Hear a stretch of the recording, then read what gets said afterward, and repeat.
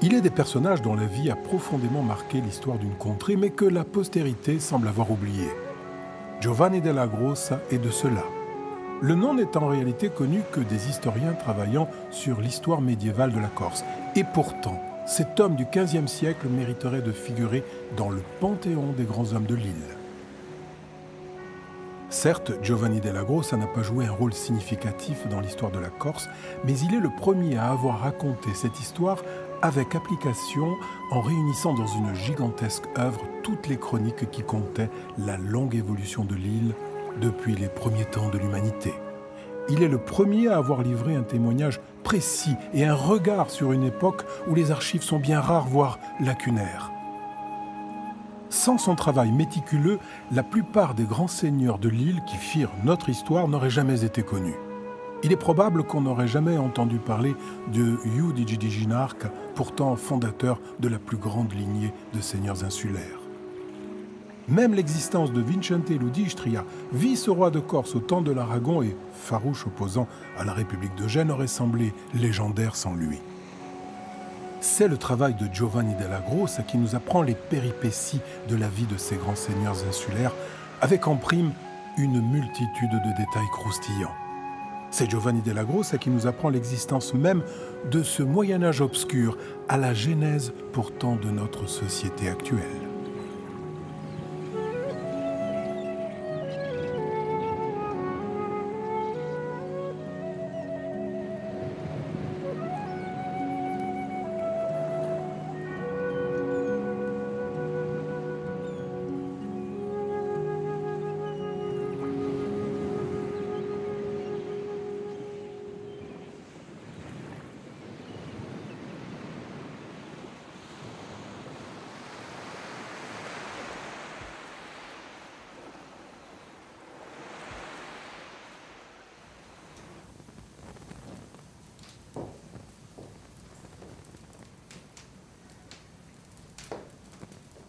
Je naquis génois en l'an 1388 dans l'une des provinces de la sérénissime République de Gênes, la Corse. Mon père avait été nommé vicaire d'un bourg du Valinco au nord-ouest de Bonifacio. À cette époque, Bonifacio était la première ville de Corse et ses territoires s'étendaient du golfe de Porto Vecchio à celui d'Ajaccio. Mon père avait en charge l'administration du bourg de Bisogeni, en génois, Bisoge en langue locale. Ce bourg contrôlait une grande partie du terroir agricole de la cité de Bonifacio. Moi, j'étais né dans le village voisin, à Grosse, dans une grande bâtisse en pierre où nous étions tous logés. Il faut comprendre qu'à l'époque, la Corse possédait un attrait considérable pour les familles génoises telles que la nôtre. Nous n'étions pas nés nobles, mais mon père avait reçu une bonne éducation et il avait terminé ses études de droit à Naples. Pour des gens de son statut, la Corse offrait un territoire vaste où tout était à construire. Certes, elle n'était pas très développée ni urbanisée, mais elle offrait des conditions de vie assez agréables. Et puis surtout, il y avait là d'immenses territoires à exploiter, mais aussi des opportunités en termes de carrière, militaire ou administrative. Mon père avait choisi l'aventure dans cette ère coloniale, accédant à un statut supérieur à celui qui lui a été promis dans notre mère patrie. Ce sentiment était largement partagé par tous les habitants de Bonifacio. Tous avaient accepté l'exil pour embrasser l'aventure et espérer des destinées meilleures. Étant génois, j'accédais très jeune au collège de Bonifacio, là même où était formée l'élite locale. Ce collège avait fort bonne réputation et l'enseignement qui y était prodigué valait à bien des égards celui des écoles de Gênes. D'ailleurs, c'est sans aucun problème que je pus par la suite intégrer l'école de Naples où l'on m'a enseigné le droit suivant ainsi les pas de mon père. Il faut dire que cette cité de Bonifacio était véritablement un quartier de Gênes malgré sa situation insulaire. La ville n'était habitée que de familles génoises et de professeurs du collège qui tous avaient été formés dans les écoles de la République de Gênes. Les populations paysannes n'avaient d'ailleurs pas le droit de séjourner en ville. Certains artisans obtenaient des permis de travail temporaires dans la cité, mais aucun n'avait le droit d'y passer la nuit. Nous étions entre nous, protégés, privilégiés. avec, à nos pieds, un vaste territoire à administrer. À cette époque, la République de Gênes venait tout juste de s'approprier l'ensemble de l'île. Elle disposait ainsi de 2 grands présides, Bonifacio, mais aussi Calvi, à l'extrémité nord de l'île, et d'un certain nombre de relais entre ces 2 villes qui étaient en réalité les fiefs de quelques seigneurs ayant fait allégeance à Gênes. Je reviendrai longuement sur le rôle fourbe de ces seigneurs, car les événements dont j'ai été témoin découlent pour la plupart d'actes de trahison de ces faux alliés. L'île était également divisée en 6 diocèses avec à leur tête des évêques d'origine génoise qui avaient également le statut de seigneurs locaux. Cela était entièrement dévoué à la République de Gênes. Il est important que vous compreniez qu'à cette époque, la Corse ne présentait pas de réelle stabilité politique.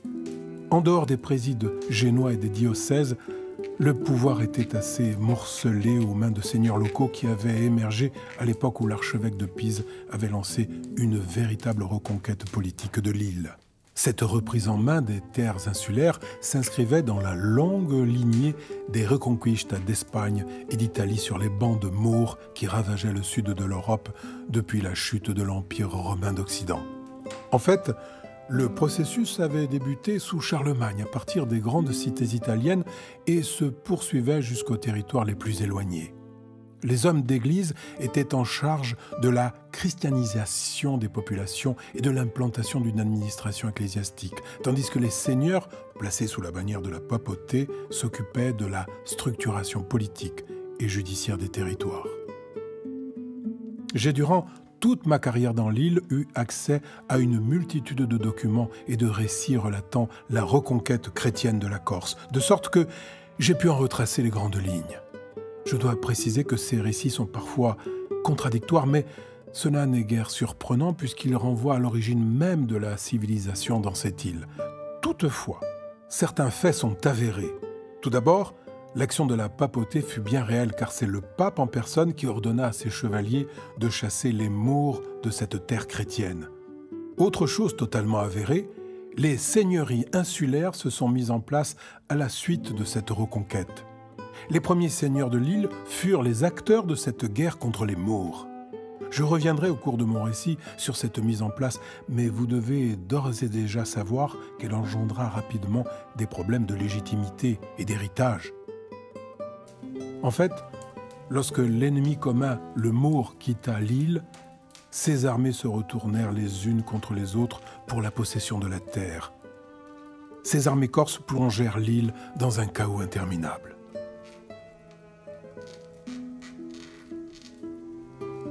À la chute de l'Empire romain, la Corse passe successivement sous l'autorité byzantine, lombarde, avant de subir de terribles incursions sarrasines autour des 9e, 10e siècles. À la fin du XIe siècle, le pape Grégoire VII décide de revendiquer sa souveraineté sur l'île. Et il charge l'évêque de Pise d'asseoir l'autorité papale. Urbain II, qui lui succède, continue la même politique et érige Pise en archevêché, lui conférant les pleins pouvoirs sur les diocèses de Corse. Alors cette politique des papes Grégoire VII et Urbain II, elle n'est pas spécifique à la Corse. En réalité, elle s'inscrit dans un large projet de reconquête politique des pays qui ont subi le plus la pression islamique, c'est-à-dire la Dalmatie, l'Italie du Sud, la Sicile, la Sardaigne, l'Espagne, et bien entendu la Corse. C'est ce qu'on a appelé la Reconquista.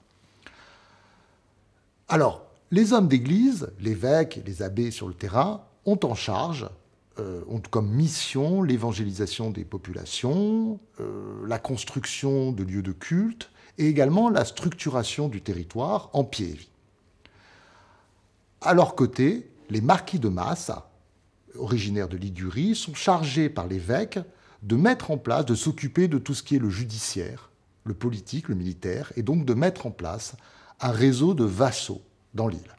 Et c'est ainsi que l'on voit, sous donc l'impulsion de ces marquis de Massa, naître les premiers châteaux à la fin du XIe siècle.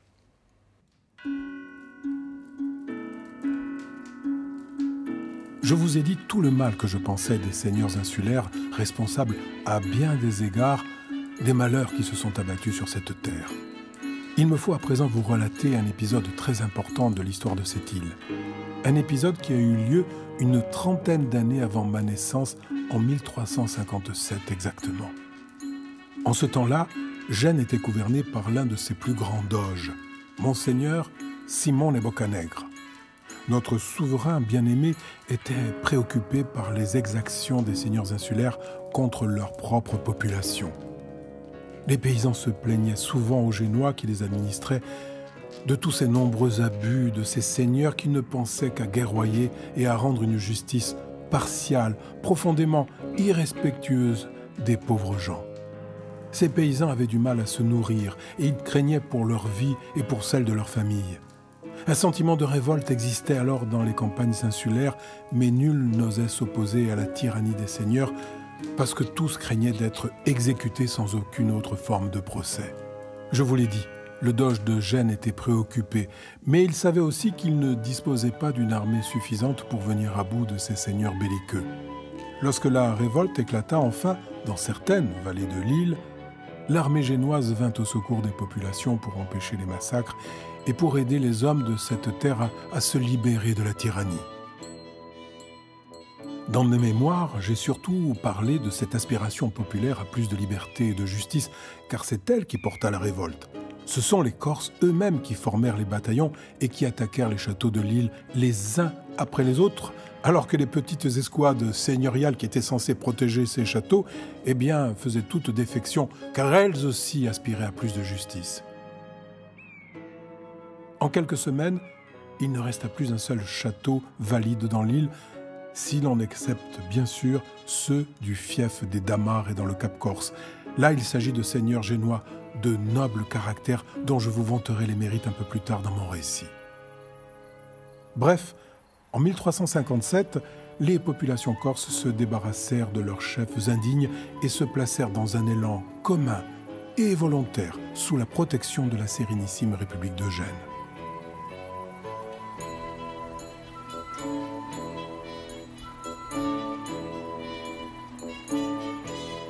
Malheureusement, cet heureux événement se déroula 30 ans avant ma naissance. Je dis malheureusement car en cette fin de XIVe siècle, Gênes n'a pas les moyens de maintenir une garnison militaire importante en Corse. La paix ne dura qu'un temps assez court. Lorsque je revins de Naples, à la fin de mes études, je découvris une île ravagée par la guerre.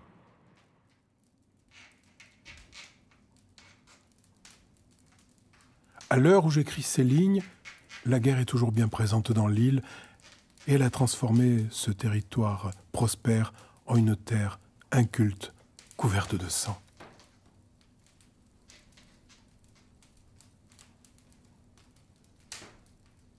Les Pisans ont réorganisé l'Église en Corse, et même on pourrait dire l'État.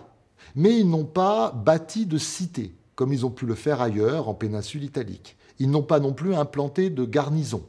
Ils ont tout juste créé quelques bourgades, et notamment Bonifacio, un lieu stratégique important, puisque situé à l'entrée du détroit de Bonifacio, c'est-à-dire ce détroit qui commande la voie navigable entre la Corse et la Sardaigne, et qui permet de relier l'Italie et l'Espagne en ligne directe.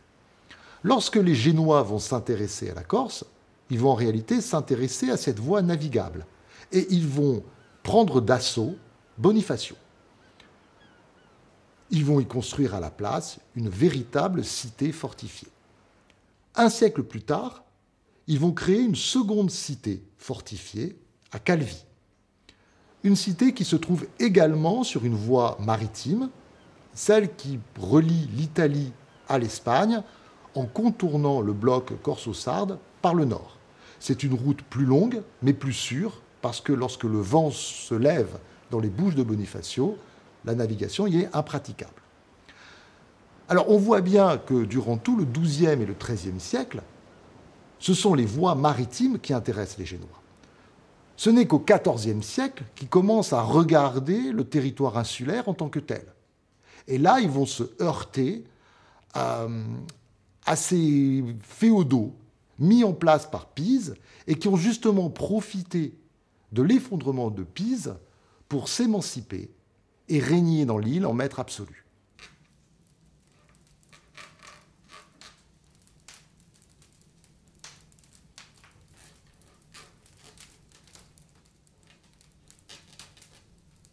Je revins donc en Corse à l'aube de mes 20 ans, à la fin de l'année 1407, tout juste diplômé de l'école de droit de Naples.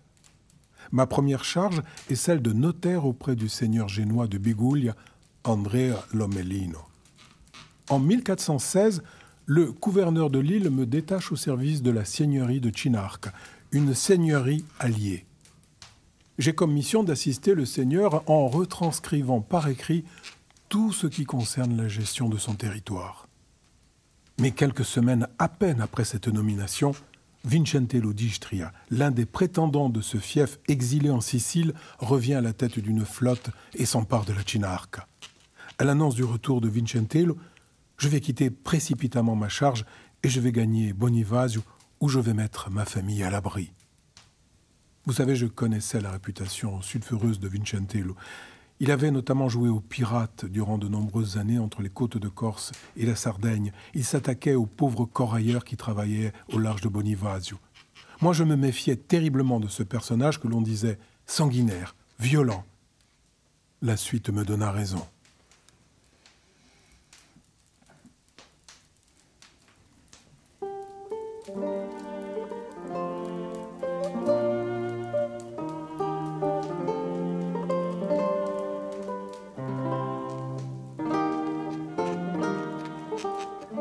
En effet, Vincentello d'Istria rentre en Corse pour se venger des Génois qu'il rend responsables de son exil. Il fait allégeance au roi d'Aragon, Alphonse V, qui à l'époque a pris le contrôle de la Sardaigne et regarde avec envie la Corse.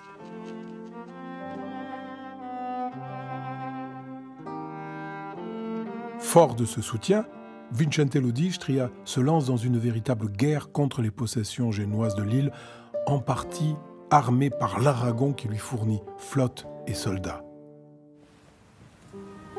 Vincentello d'Istria attaque les châteaux un à un. Il force les seigneurs à se rallier à sa cause et ceux qui refusent sont exécutés sur place.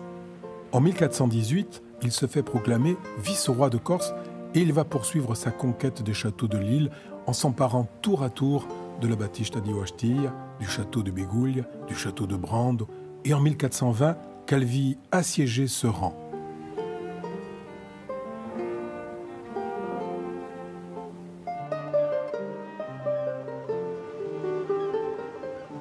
Vincentello d'Istria va alors rejoindre l'armée d'Alphonse V, le roi d'Aragon, qui assiège la cité de Bonivasio.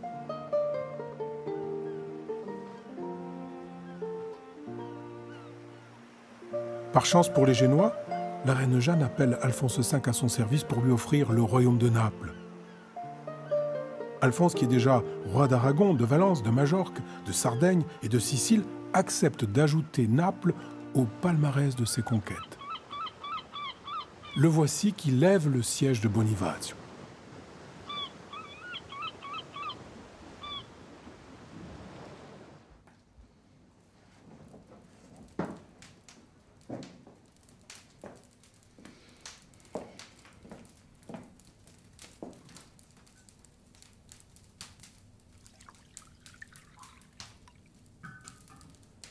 C'est à cette époque que je rencontre pour la première fois le seigneur Vincentello d'Istria et j'accepte de me mettre à son service. Oh, ne vous trompez pas, je suis né génois et je suis resté toute ma vie génois de cœur. Dans les années 1420, l'île de Corse reste propriété de Gênes et l'Aragon prétend renoncer à vouloir la conquérir. Vincentello d'Istria règne sans partage sur une large partie du territoire, mais ces guerres ont une nouvelle fois mis le pays à feu et à sang. Alors oui, il obtient le soutien de la population, mais tout simplement parce qu'il inspire la peur, la terreur. Moi, j'accepte donc d'entrer au service de ce personnage peu recommandable, mais je le fais à la demande de Gênes, qui confirme ma charge en Chinarque. De toute façon, il me faut trouver de quoi vivre, de quoi subvenir aux besoins de ma famille. Et puis, la Corse reste ma terre de naissance. Le seigneur Vincentello d'Istria se méfie de moi, c'est évident. Mais il va me confier un travail assez intéressant, celui de retracer une histoire de la Corse où la lignée qu'il représente serait, bien entendu, mise en avant. Alors il faut expliquer les choses. Vincente Ludistria attend de moi que je retrace surtout une histoire de la lignée des seigneurs de Chinarque et que je replace cette lignée dans les événements insulaires connus de tous, car il veut légitimer son pouvoir à la tête de l'île. Eh bien, cela me permet de me plonger littéralement dans les archives de l'île et dans les récits des chroniqueurs anciens. Et franchement, tout cela me passionne. Vicente Ludistria ambitionne de s'imposer comme le plus grand des seigneurs corses.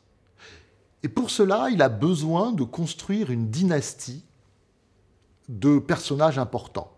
Il ne peut pas se contenter d'une origine pisane un peu floue comme les autres. Il lui faut de l'illustre.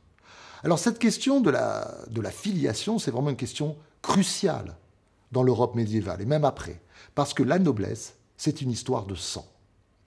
Dans la réalité, beaucoup de nobles, beaucoup de féodaux ont conquis des petits fiefs par les armes.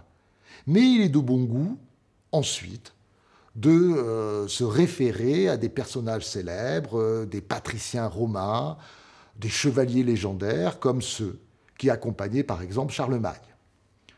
Et la chose est encore plus importante pour Vicente Ludistria, parce que lui ambitionne de s'élever seigneur parmi les seigneurs.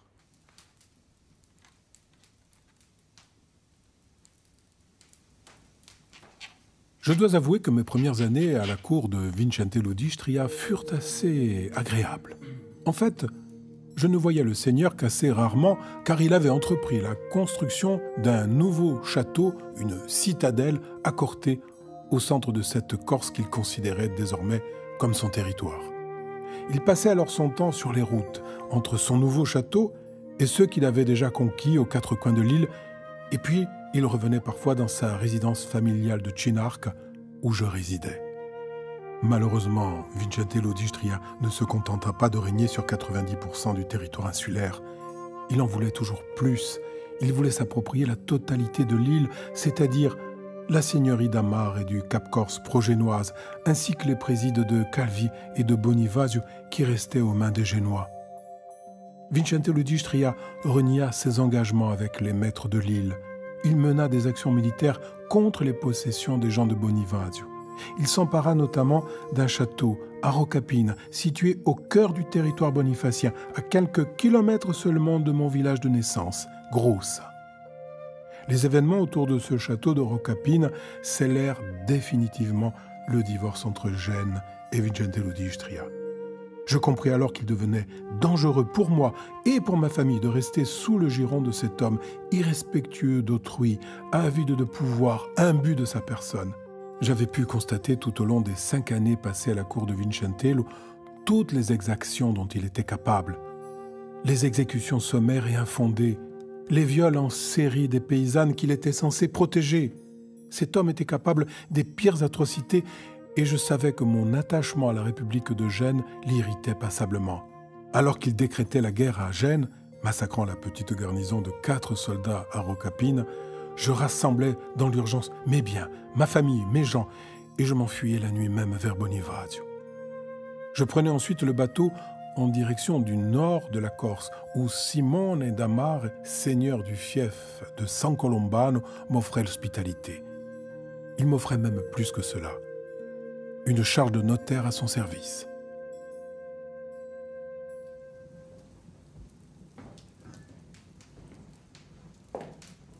Je restai ainsi au château de Colombano 4 années, entre 1426 et 1430, date à laquelle je fus nommé à la cour du gouverneur génois en tant que notaire. Je devins par la suite commissaire de la République de Gênes, toujours au service du gouverneur de la Corse. Je dois vous avouer que ma vie prit un tout autre tournant. J'étais enfin éloigné de la terrible menace que représentait pour moi le sanguinaire Vincente Ludistria, un personnage odieux, un personnage qui ne m'inspire que du mépris.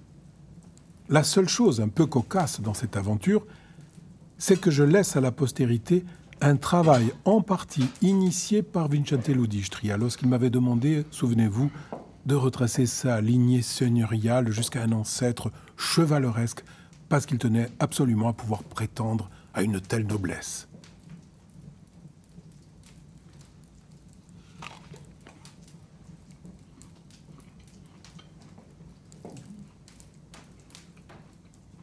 Vicente Ludistria ambitionnait de s'imposer comme le plus grand représentant des seigneurs insulaires. Pour ce faire, il avait besoin d'une lignée d'ancêtres qui légitimaient par leur puissance ce pouvoir sans partage. Un homme aussi orgueilleux que lui ne pouvait se satisfaire d'une simple origine pisane, à l'instar des autres familles seigneuriales de l'île. Non, lui, il lui fallait du chevalier, de la noblesse, de sang royal, de la reconnaissance papale. Je dois vous avouer que dans un premier temps, j'ai partiellement adhéré à cette mission, mais j'ai ensuite retravaillé le texte et je me suis lancé dans l'écriture d'une véritable histoire de l'île. Il est important, je crois, de rendre hommage aux autres seigneurs et aux Génois qui ont fait la Corse d'aujourd'hui et qui ont ramené la paix dans l'île, qui ont construit ces forts qui nous protègent, ces routes, ces ponts qui facilitent nos déplacements, et puis toutes ces cultures qui apaisent nos faims. Il est tout aussi important de rendre hommage aux hommes d'église qui ont su redonner cohésion à cette île meurtrie, saignée de toutes parts.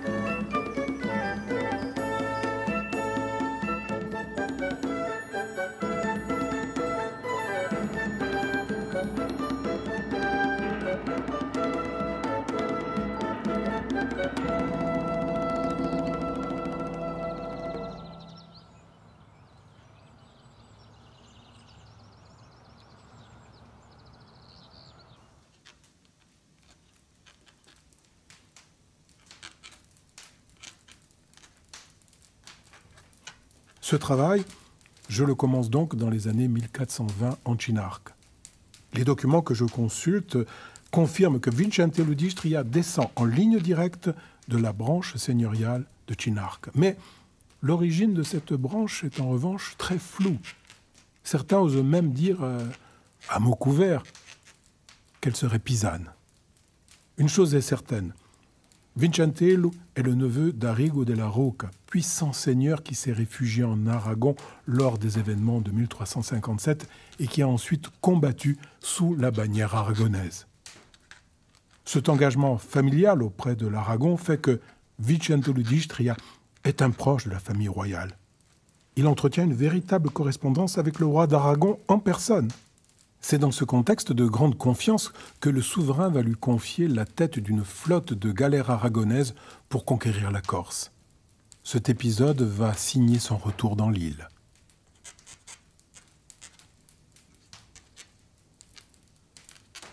Giovanni della Grossa n'invente pas des personnages qui n'auraient pas existé ou qui ne seraient pas connus. Pas plus qu'il n'invente des guerres ou des événements inconnus de ses contemporains. Bien au contraire. Il prend bien soin de construire son histoire sur une trame de faits vrais, avérés et connus de tous. Mais il va un petit peu décaler les événements dans le temps. Il va en quelque sorte insérer une certaine distorsion temporelle pour pouvoir glisser entre ces événements des petits événements qui concernent les personnages dont il est en train de nous raconter l'histoire. Ces personnages, cette dynastie de seigneurs qui constitue donc la filiation de Vicentello d'Istria. Alors, il rencontre très vite un problème. C'est que ces personnages, supposés illustres, sont en réalité absents de certains événements majeurs pour l'histoire insulaire. Mais là, il a une parade. Tout le monde sait, lorsqu'il écrit, qu'en 1357, lors des révolte entre guillemets de Corse, les Tchirnachesi fuient en Aragon.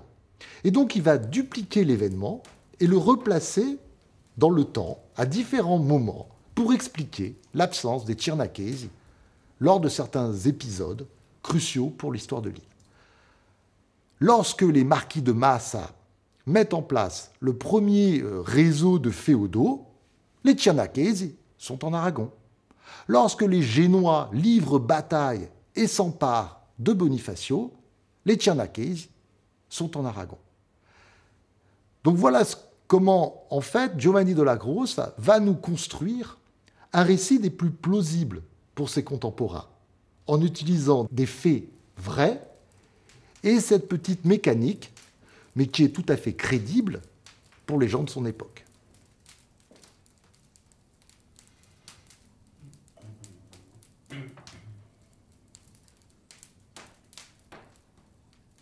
Arrigo della Rocca, l'oncle de Vicentello d'Istria, descend en ligne directe de Giudice di Ginarca, qui était son grand-père. Giudice est né à Olumetto en 1221 et il a combattu dans l'armée de la République de Pise contre la République de Gênes.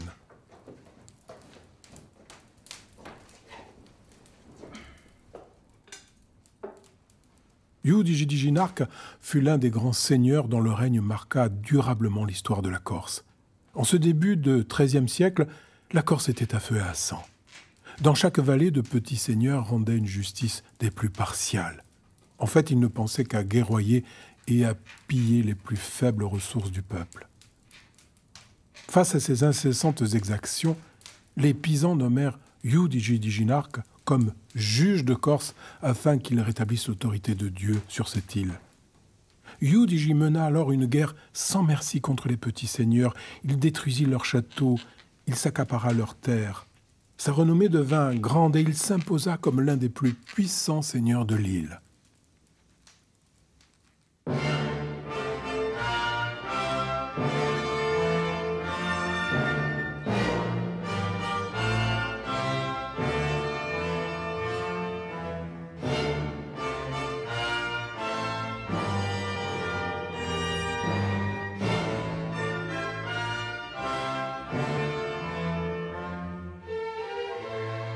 Avide de conquête, rusé, courageux, Giudice di Ginarca s'attaqua aux autres seigneurs puissants de l'île.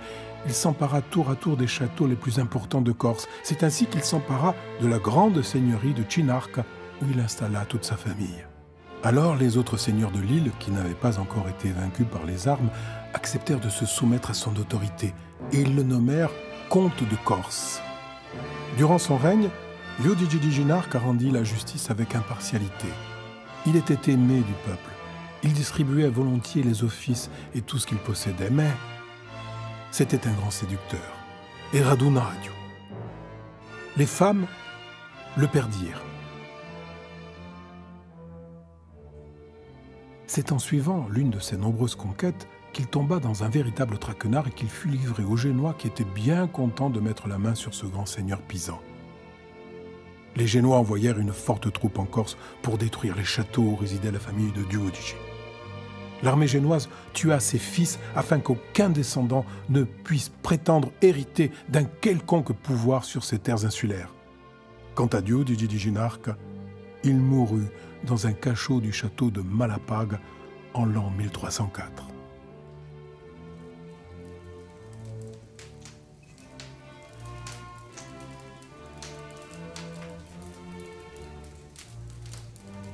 Il me faut faire une petite pause dans mon récit pour bien insister sur ce tournant majeur que fut la capture de Giudice par les Génois.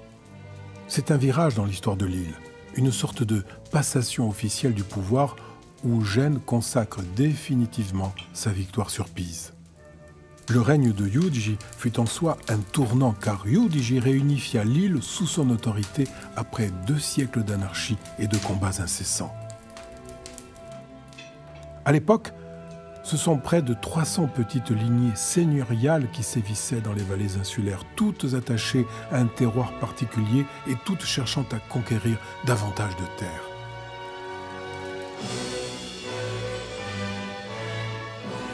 Alors si Giudice a réussi ce tour de force, c'est que lui-même est de très noble naissance et que tous dans l'île reconnaissent sa lignée.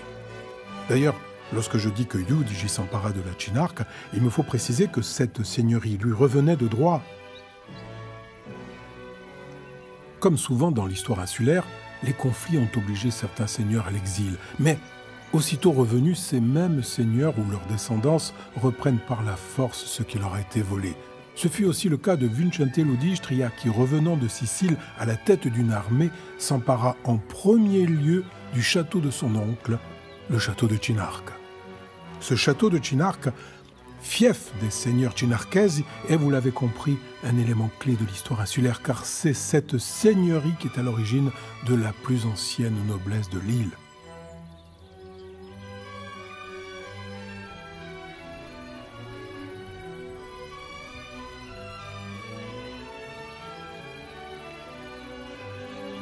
Tout débuta en effet vers le IXe siècle, lorsque le pape confia au chevalier romain Ugo Colonne le soin de lever une armée pour chasser les Maures de Corse et rétablir l'autorité de l'Église et de Dieu. La Corse, en ces temps reculés, était parcourue par des bandes armées qui dévastaient tout le territoire. On dit même qu'un roi maure y avait dressé son palais et qu'une partie de la population avait été contrainte de se convertir à l'islam. À la tête de ces 200 chevaliers et de plus de 1000 fantassins, le comte Ugo Colonne s'empara des camps maures les uns après les autres, repoussant à la mer jusqu'au dernier de ces infidèles. Cette conquête fut toutefois assez longue, et ce sont ses 2 fils qui terminèrent la besogne. Après le départ des Maures, les fils d'Ugo Colonne devinrent de fait les premiers seigneurs insulaires.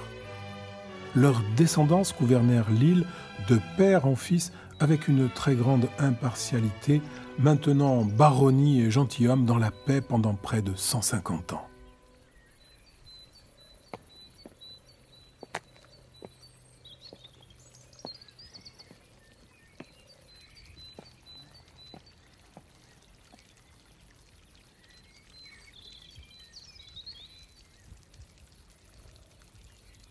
Puis vint le règne d'Arrigo Belmesser.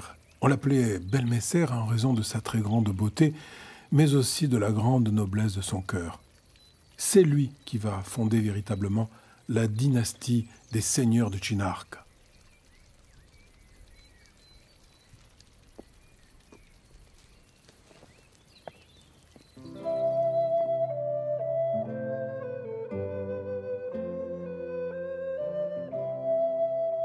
Belmesser était un homme très bon, très pieux et soucieux de la justice. Mais Les 150 années qui le séparent du comte Ugo Colonne avaient vu la naissance d'une multitude de baronnies, de petits nobles qui jalousaient en secret le puissant seigneur et qui ne rêvaient que de prendre sa place.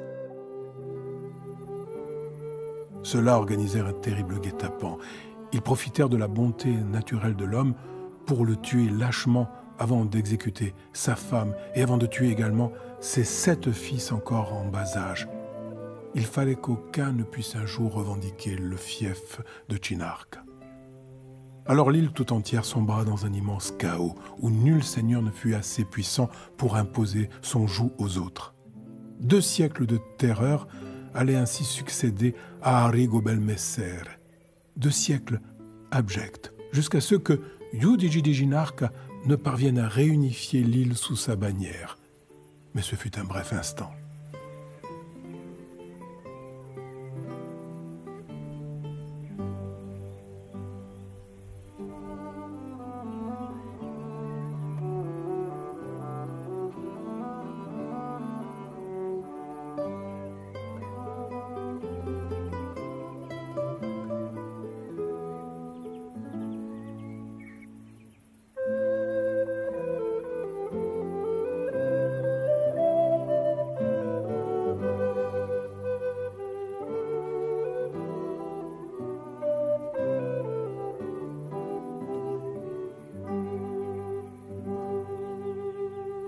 Il ne fait aucun doute que Giudice de Chinarca est un personnage très important de l'histoire médiévale insulaire. Personnage d'ailleurs dont on sait peu de choses parce qu'on a peu de documents. Mais on sait qu'il a existé, qu'il a été important. Giovanni della Grossa, lui, va l'utiliser pour bâtir une construction pyramidale en le plaçant au sommet de sa pyramide. En fait, il nous construit une histoire qui part d'un vieux temps pisan et qui arrive au temps génois. Et dans cette histoire, dans cette trame, il insère des personnages qui sont tous en liaison avec Vicentello d'Istria. Bien entendu, il va rencontrer un problème. C'est que certains de ces personnages qui sont connus pour être morts sans héritier. Donc il ne peut pas construire une filiation directe, par le sang. Mais il va lui substituer une autre filiation, qui est la filiation des possesseurs de la maison de Chinarca. Chinarca, c'est probablement à l'époque un comté très important en Corse. Et Giovanni della Grossa va en faire le comté principal. Il va minimiser les autres lignées féodales pour vraiment bâtir toute son histoire autour du château de Chinarca. Et pour renforcer l'importance de Chinarca, il va utiliser une autre ficelle, c'est ce titre de comte de Corse. Un titre qui serait hérité de Ugo Colonna, le mythique paladin, le premier seigneur de Corse, et qu'aurait porté ensuite Belmesser, Giudice, le père de Vicentello d'Istria.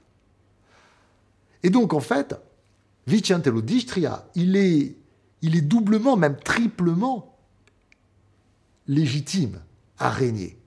Il l'est par le sang, même si ce n'est pas tout à fait en ligne directe, il y a des cousinages, c'est un peu en zigzag, mais il l'est aussi et surtout parce qu'il est l'héritier de la maison de Chinarca, et il est aussi l'héritier du titre comte de Corse.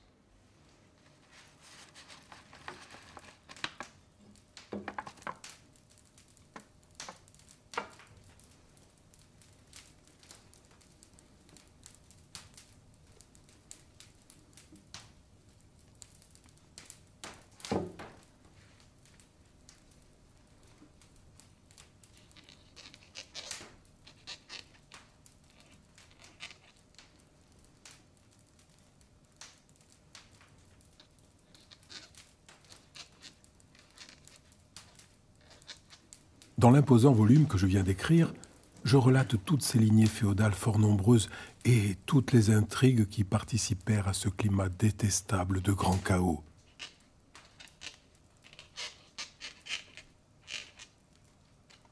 Ce récit, je le dois aux innombrables archives que j'ai pu glaner dans toutes les places de l'île, mais aussi aux sagas des chroniqueurs qui ont écrit avant moi.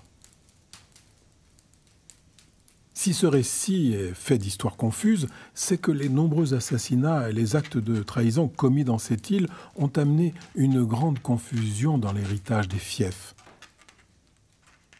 En fait, ils étaient nombreux, les prétendants à la gouvernance des territoires. Alors, les successions sont, à vrai dire, impossibles ici, sans guerre entre toutes les branches rivales, légitimes ou bâtardes. Et cela engendre un chaos inextricable. J'y voyais là la preuve indiscutable de la nécessité d'un État organisé où les documents officiels font loi et où la gouvernance des fiefs est régie par une autorité suprême. Et je comprenais alors aisément que le peuple de cette île se soit unanimement tourné vers la République de Gênes pour arbitrer ces guerres de succession aussi interminables que ravageuses.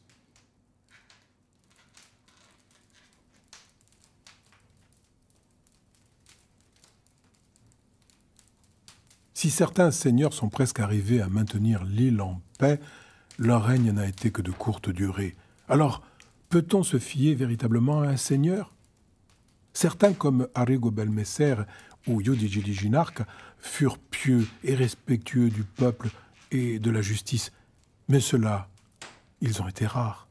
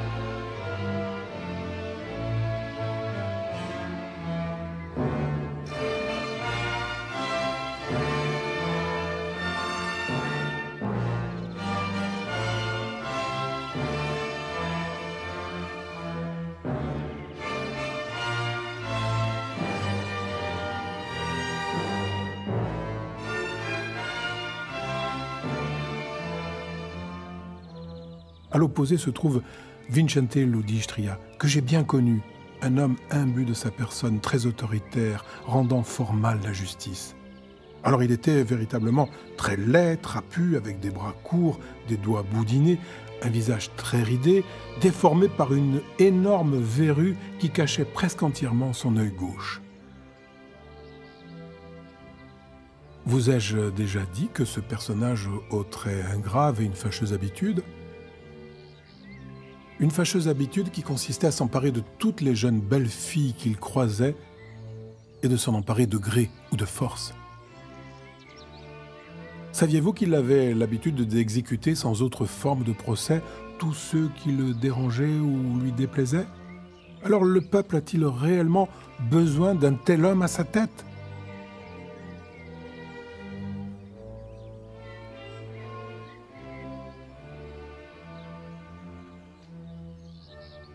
La réponse à cette question fut fournie par les autres seigneurs de l'île qui furent très vite agacés par les exactions de ce seigneur impétueux. Ils préparèrent en secret sa fin.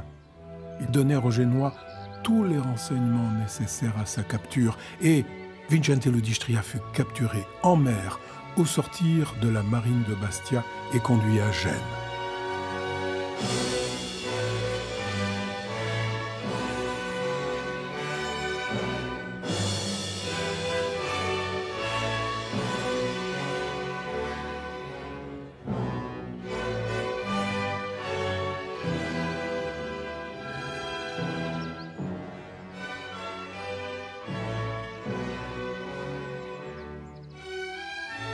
Le 27 avril 1434, il fut décapité en place publique. Sa tête roula sur les marches de l'escalier du palais ducal de Gênes, place de la Seigneurie. Dans toute la République génoise et jusqu'en Corse, la nouvelle fut accueillie avec des cris de joie. Oui, le peuple était délivré de l'odieux tyran.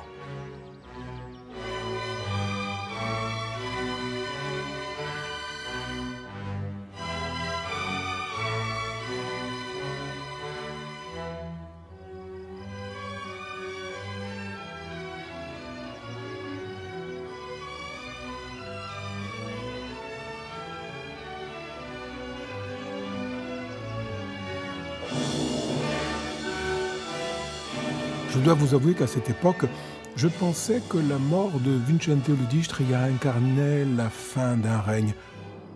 Un règne triste, celui des féodaux. J'imaginais même que la Corse allait rapidement sortir de ces terres barbares et allait enfin pouvoir prospérer sous l'aile d'un pouvoir fort, durable. Mais, à la lueur des événements actuels, je me dis que ce moment n'est pas encore totalement arrivé. Je me dis que la destinée du peuple de cette île est encore bien teintée de souffrance.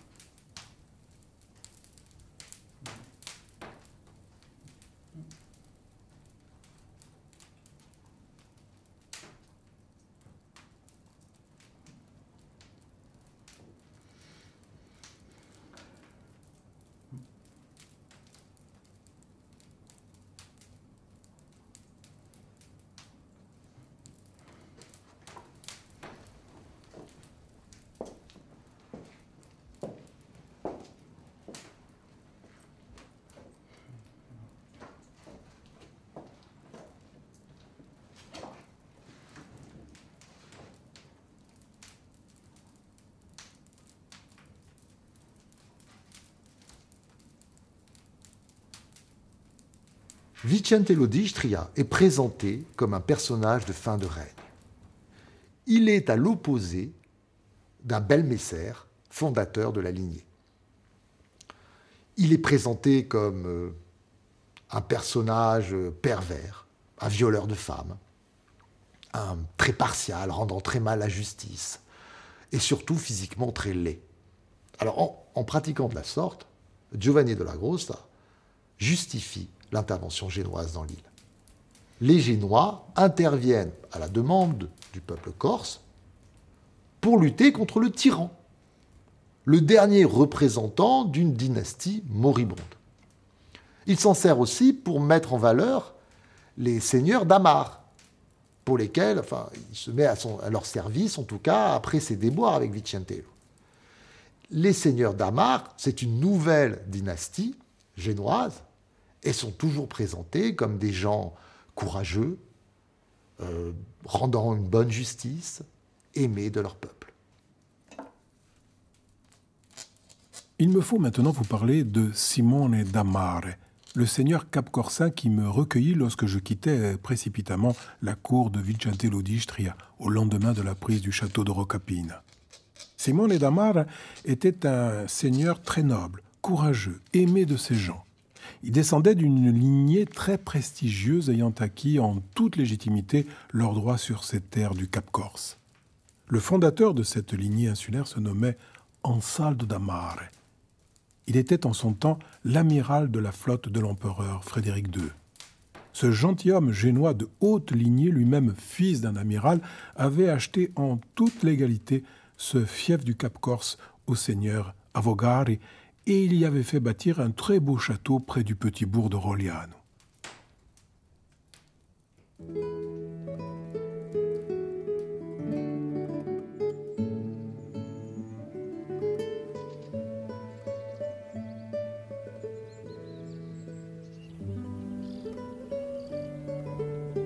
Ces enfants avaient continué à faire prospérer leur fief sans jamais chercher à s'opposer à la République de Gênes ou à participer aux guerres fratricides entre seigneurs insulaires. Au contraire, ils étaient admirés de leurs gens pour leur caractère très noble et leur grande considération pour la justice, intervenant toujours avec sagesse dans les conflits entre familles dans leur fief.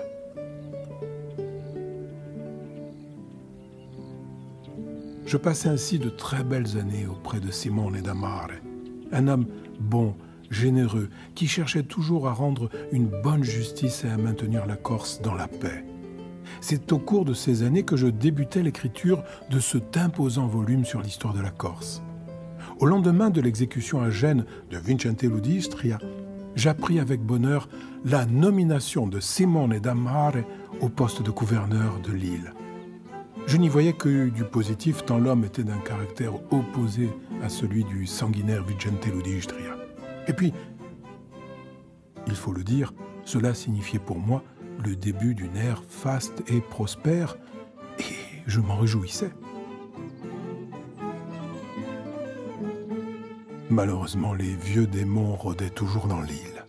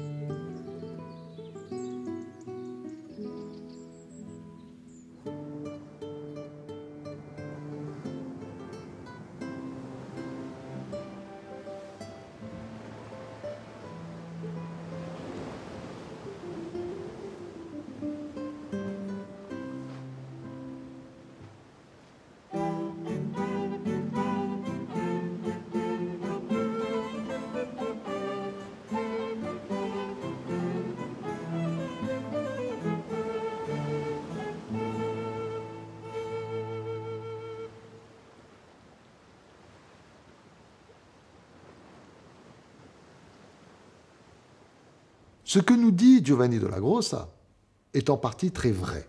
Ansaldo da Mare est bien un amiral génois au service de Frédéric II. Il a jeté son dévolu sur les terres du Cap Corse, qu'il a acheté au seigneur Avogari. Ce qu'il ne nous dit pas, c'est qu'en réalité, les Avogari n'ont pas le choix. On leur a fait une proposition qu'ils ne peuvent pas refuser. Autour des Avogari, il y a peut-être 10-15 soldats. L'amiral de Frédéric II, il est à la tête d'une armée qui se compte en centaines et en centaines de soldats. On n'est d'ailleurs pas sûr que la somme promise ait été réellement versée. Mais en fait, Giovanni della Grossa, lui, ce qu'il cherche à nous montrer, c'est que les Damars n'ont pas conquis leur fief par les armes, contrairement aux Tchirnakesi, dont on sait que le territoire a été conquis par le sang, les meurtres, les assassinats, les trahisons. En fait, Giovanni della Grossa, comme souvent, oppose deux mondes, un monde pisan, barbare, et un monde génois, nouveau, civilisé.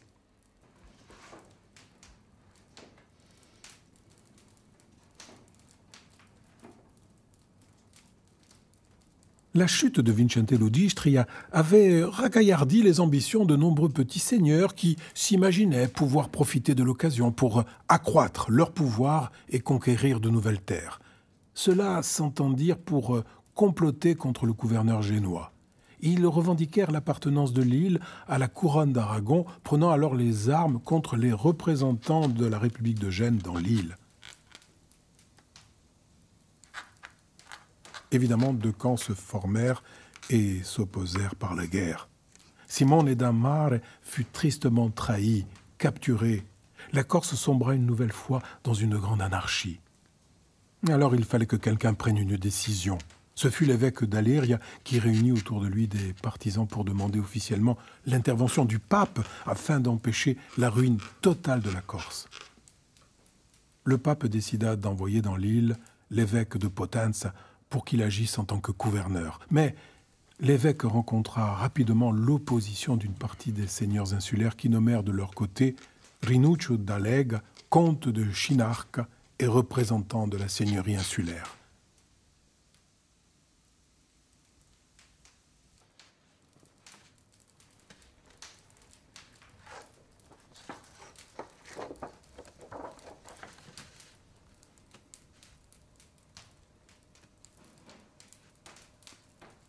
Moi, à cette époque, j'occupais toujours le poste de commissaire auprès du gouverneur génois.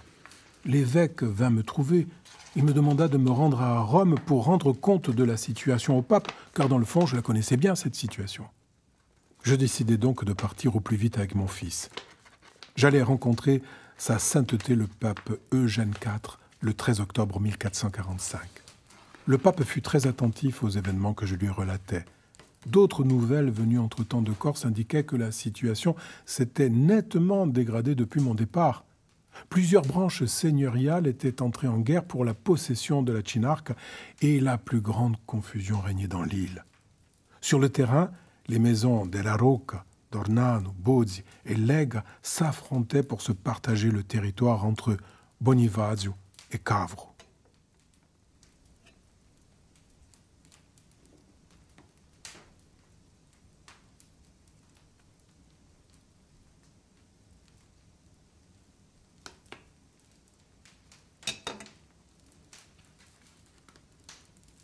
Le pape comprit la nécessité d'une intervention militaire afin de rétablir l'autorité de l'Église sur ce territoire où régnait décidément l'anarchie la plus totale.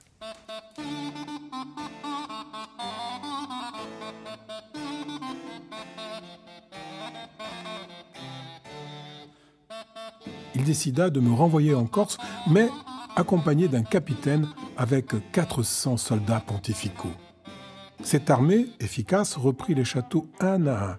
Elle soumit à l'autorité du pape les seigneurs rebelles et, peu à peu, l'ordre revint sur l'île. Mais une nouvelle fois, la situation dégénéra et notre armée fut prise en traître. Cela se passa à Biguglia, où nous avions fait enfermer une partie des soldats qui avaient combattu contre nous. Leur chef avait demandé à nous parler, à l'évêque Potenza et à moi-même. Il prétendait pouvoir expliquer les troubles que ces hommes avaient causés. Alors nous avons accepté de le voir, mais à peine nous entrâmes dans la forteresse que la garnison se mutina et nous fit prisonniers.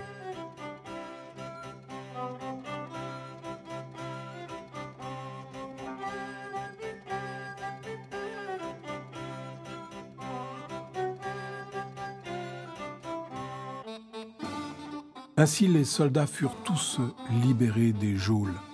Fort heureusement, ma captivité ne dura guère et je pus rapidement retourner à mon office à Biguglia. En revanche, l'évêque Potenza fut transféré dans les geôles du château de Cinarca, où il passa quelque temps avant d'être à son tour libéré. Cette histoire se termina par un apaisement général consécutif à la défaite des seigneurs les plus belliqueux. Le résultat de cette guerre fut que l'État cirnacese, comme il convient désormais de l'appeler, resta aux mains des seigneurs de Cinarca.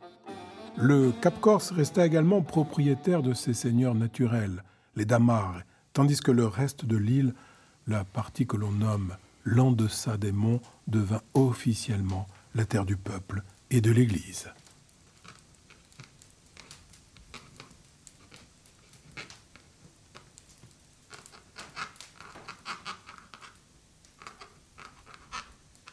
L'œuvre de Giovanni della Grossa renferme un précieux témoignage des luttes incessantes que se livraient les différents seigneurs de Corse.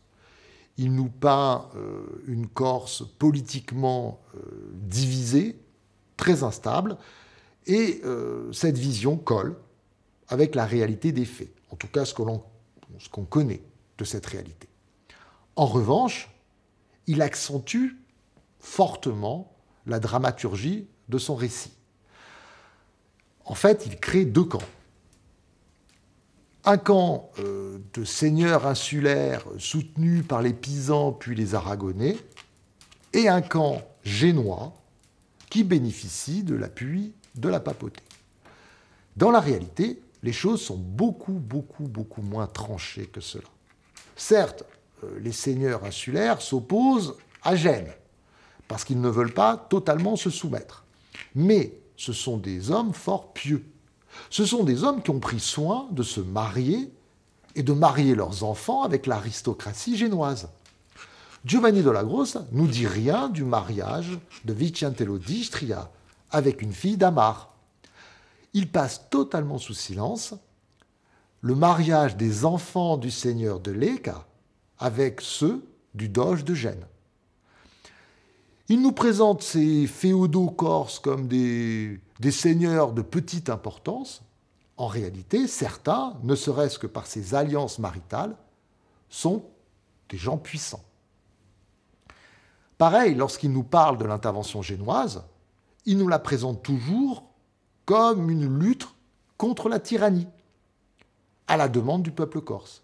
Alors que dans la réalité, les Génois cherchent avant tout à s'emparer des territoires insulaires et à chasser les féodaux. Donc c'est une vision, pour le moins, très génoise.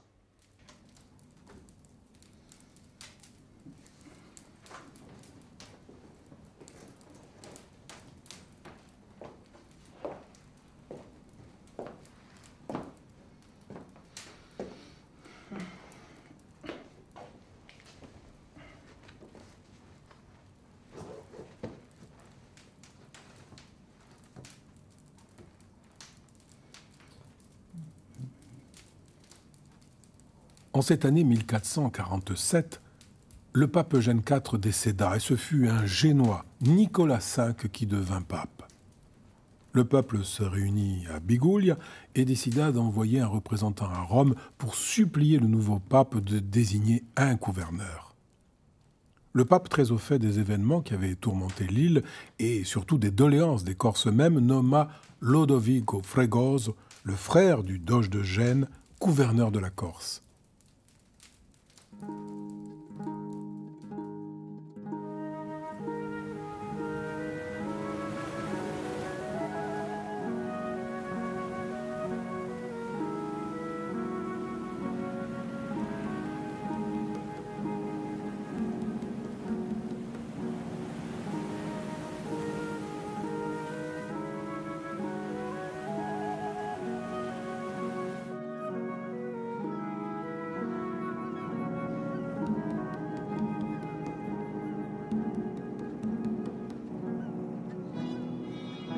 Le 1er août 1448, sous le soleil, le nouveau gouverneur débarque en Corse.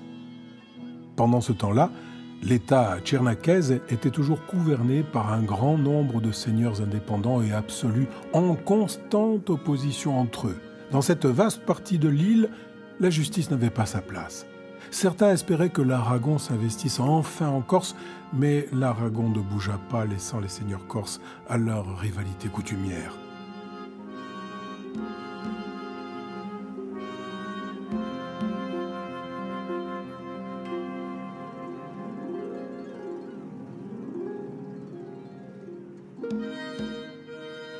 Les populations subissaient comme toujours de gros dommages du fait de ces guerres, elles étaient victimes de mauvais traitements et les impôts étaient toujours aussi lourds, toujours aussi infligés par ces seigneurs injustes.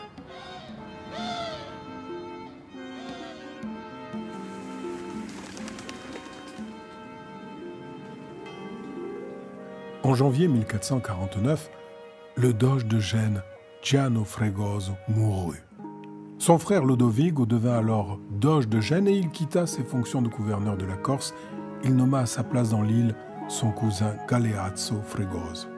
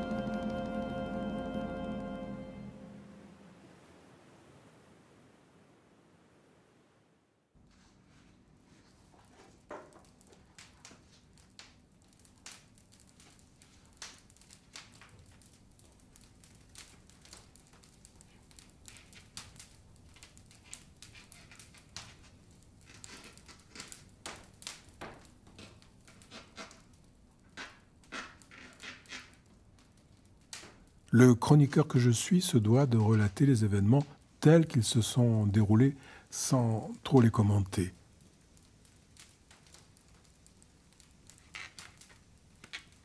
Je peux juste vous dire que le nouveau gouverneur a pris plusieurs mesures impopulaires et s'est opposé à maintes reprises au caporalis en charge de l'administration des pièves insulaires, de sorte que ces chefs populaires et que le peuple de Landessadémon finirent tous par ne plus le reconnaître comme gouverneur.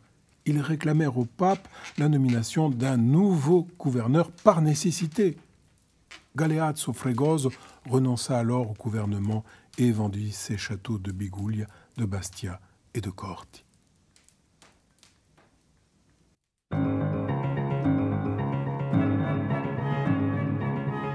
La décision, une nouvelle fois, appartenait au peuple de Corse qui se réunit et nomma des ambassadeurs pour plaider sa cause auprès du doge de Gênes.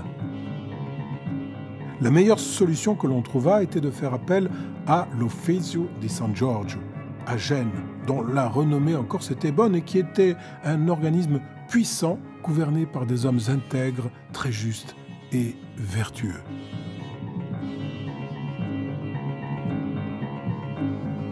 Mais alors que ces ambassadeurs menaient leur mission à Gênes, un des seigneurs de Chinarca attaqua le château de Saint-Fiorin avec 3 galères catalanes.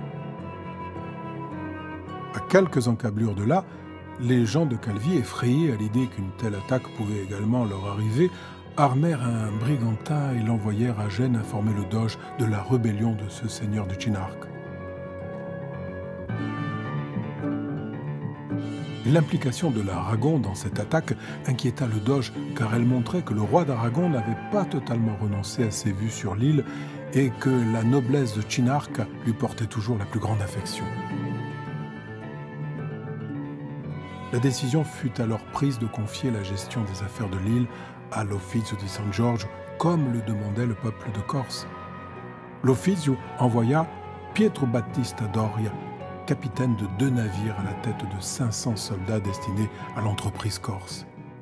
Ils prirent alors le chemin de Saint-Fiorin où s'était retranché le seigneur Chinarcaise et ses troupes aragonaises. À la vue des navires, les troupes quittèrent précipitamment le château, abandonnant la place au nouveau maître de l'île.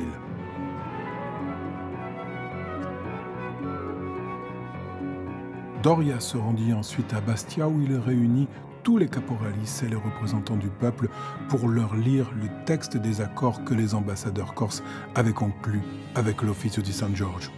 Ceux-ci prévoyaient notamment que tous ceux qui jusqu'alors administraient la justice étaient déchargés de leurs fonctions. 2 podestats par piève seraient nommés, ainsi qu'un juge unique qui siégerait auprès du gouverneur génois.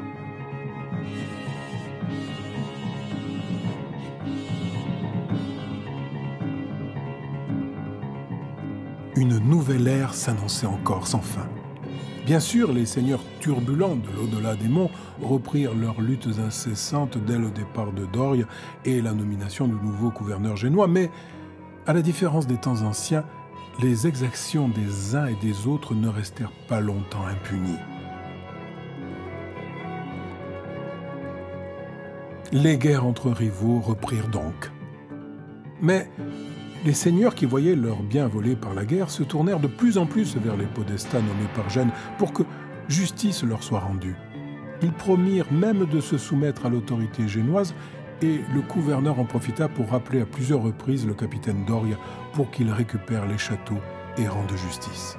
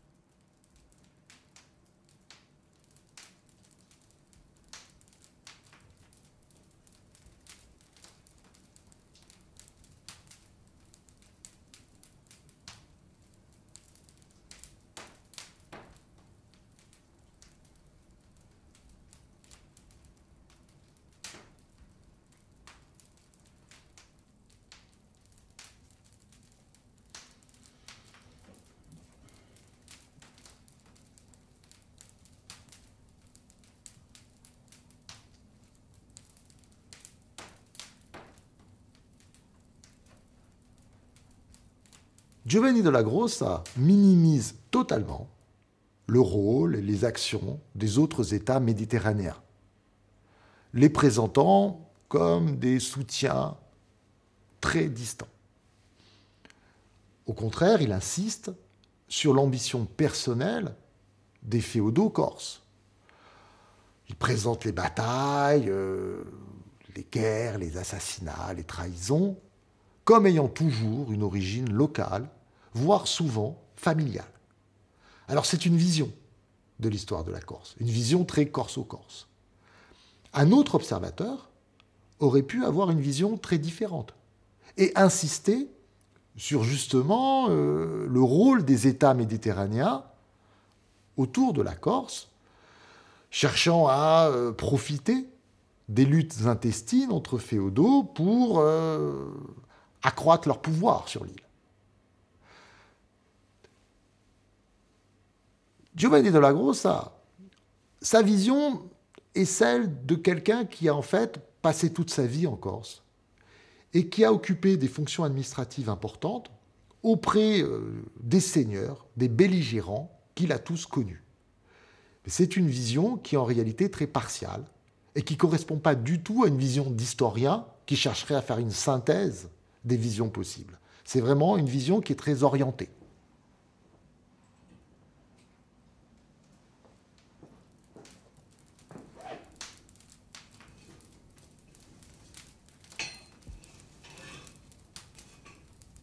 Je fus ainsi sollicité en 1454 alors que j'occupais la fonction de commissaire dans la Pieve d'Ornano.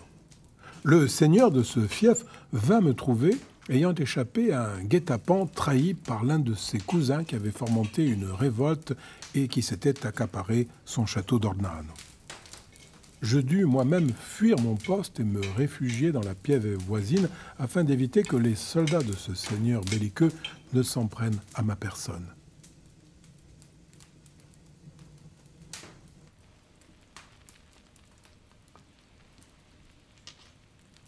Alors sans tarder, nous appelâmes à l'aide les seigneurs fidèles de Cinarca, ainsi que les troupes stationnées à Bonifacio. Nous avions ainsi formé une petite armée, et nous voilà à l'assaut de l'Ornano. Lorsque nous arrivâmes sur place, le seigneur belliqueux avait abandonné la place. Il s'était réfugié plus au nord, sur des terres où il comptait de nombreux alliés. Le gouverneur, alerté par mes soins, donna l'ordre de punir les hommes qui avaient accompagné la rébellion. 12 maisons du village d'Ornano furent détruites et les vignes de ces hommes furent coupées.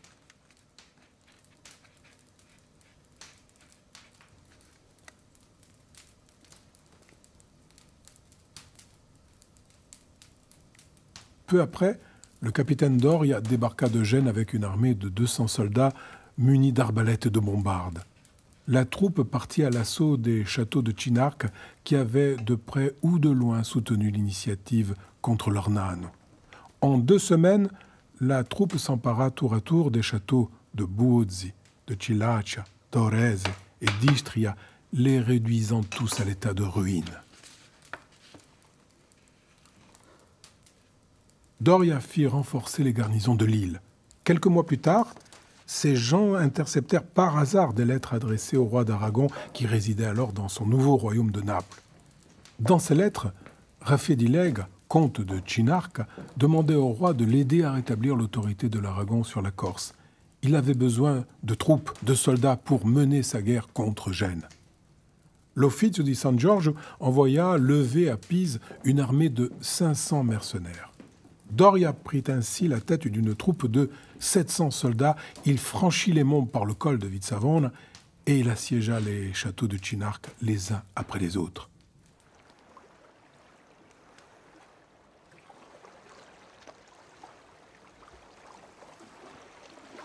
J'ai écrit dans ce volume les détails de cette opération militaire contre Raffedilega qui s'éternisa de longs mois, qui nécessita des renforts supplémentaires. 1200 hommes furent levés par le seigneur d'Amar et du Cap-Corse à cette occasion, portant l'armée génoise à près de 2000 hommes. Raffedilega mobilisa de son côté des troupes sardes prêtées par le roi d'Aragon. La guerre dura plus d'une année et près d'un tiers de la population, femmes et enfants de la région de Chinark, quittèrent le pays, fuyant les combats et la famine qui suivit la destruction des récoltes.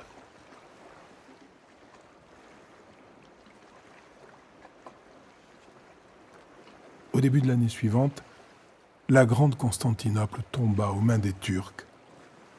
Le pape ordonna alors une croisade pour tenter de reprendre cette grande cité chrétienne fondée par Constantin au IVe siècle et qui fut longtemps le centre de l'Empire de Rome. L'Aragon répondit à l'appel du pape et ses troupes quittèrent la Corse, laissant les seigneurs de Chinark seuls face à Gênes.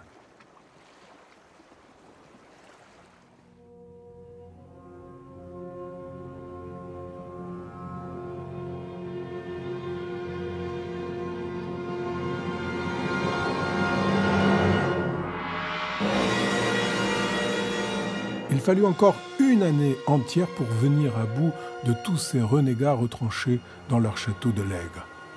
Rafé d'Ilègue fut coupé en morceaux, salé comme un porc, expédié aux quatre coins de l'île, à Calvi, Corti, Bonifacio et Biguglia, pour que tous sachent ce qu'il advient aux traîtres à la République de Gênes.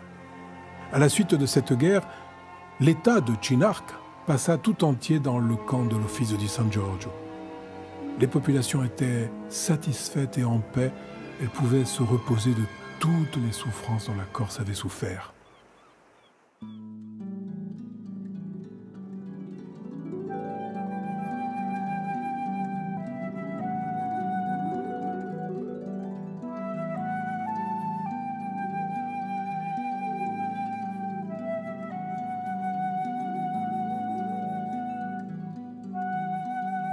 Les anciens seigneurs de Chinark, qui n'avaient pas été tués au combat, avaient fui l'île et s'étaient réfugiés à Naples.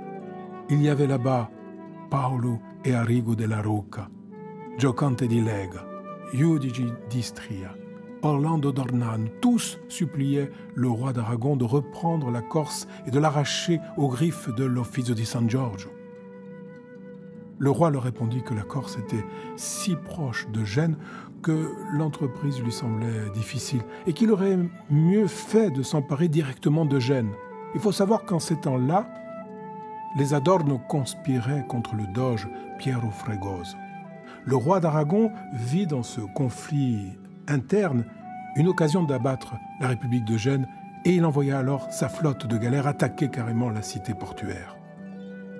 Mais Piero Fregoso s'accorda avec le grand roi de France.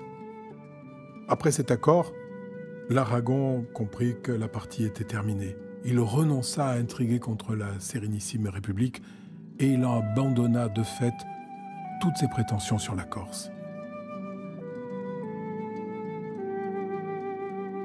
Dépités, plusieurs seigneurs de Chinark rentrèrent dans l'île.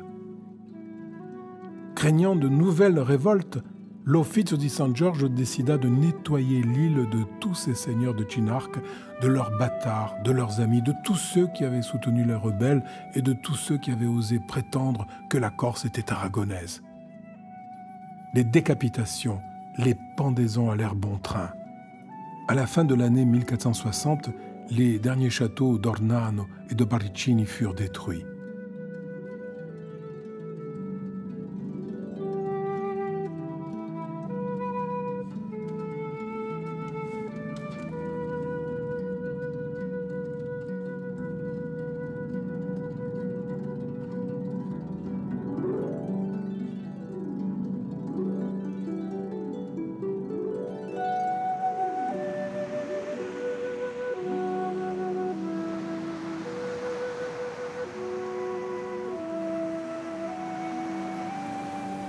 Je vous avouerai avoir un temps cru au retour de la paix dans cette île avec la disparition des derniers seigneurs de Chinark. Mais cela était sans compter ceux qui étaient restés à Naples, comme Giocante di Lega ou Paolo della Rocca. Au moment où j'écris ces dernières lignes, ces seigneurs rebelles ont débarqué dans le sud de l'île à la tête de puissantes armées. Ils ont reconquis une grande partie du pays de Chinark.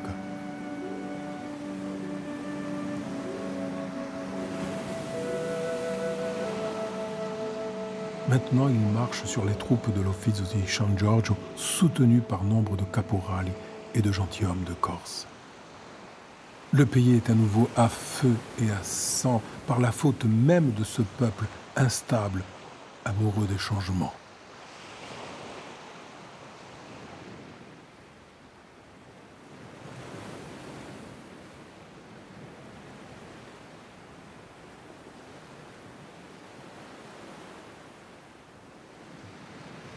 Giovanni della Grossa n'est pas qu'un observateur de son temps, et encore moins un observateur neutre.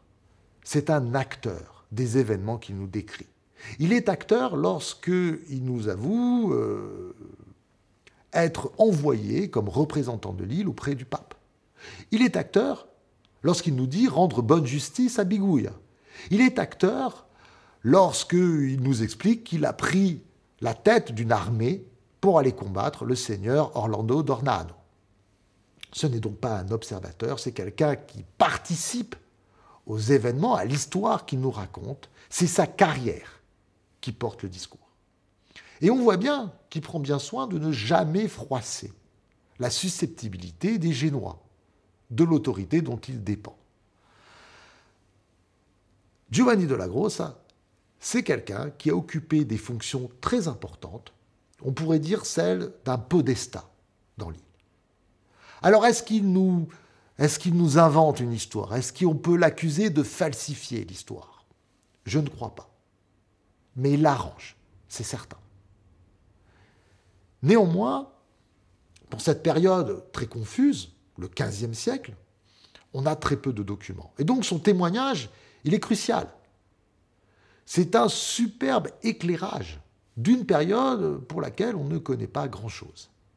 Mais, comme tous les éclairages, c'est un éclairage très particulier, avec un angle qui est pro-génois. Il y a beaucoup de propagande génoise dans le discours de Giovanni della Grossa.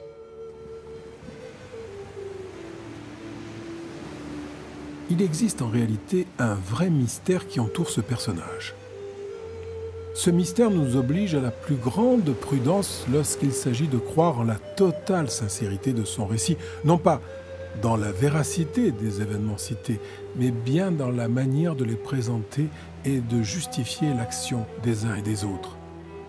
Il est difficile de croire en un simple témoignage impartial des événements qui ont secoué l'île au XVe siècle. L'histoire contée est forcément pleine de propagande et de justifications pro-génoises, ne serait-ce que pour légitimer le travail de cette élite génoise à laquelle Giovanni della Grossa appartient. À la fin du discours, ce sont les Corses eux-mêmes qui sont accusés d'être instables. Il n'en demeure pas moins que ce témoignage est unique pour la période et il éclaire de bien des façons le XVe siècle en Corse.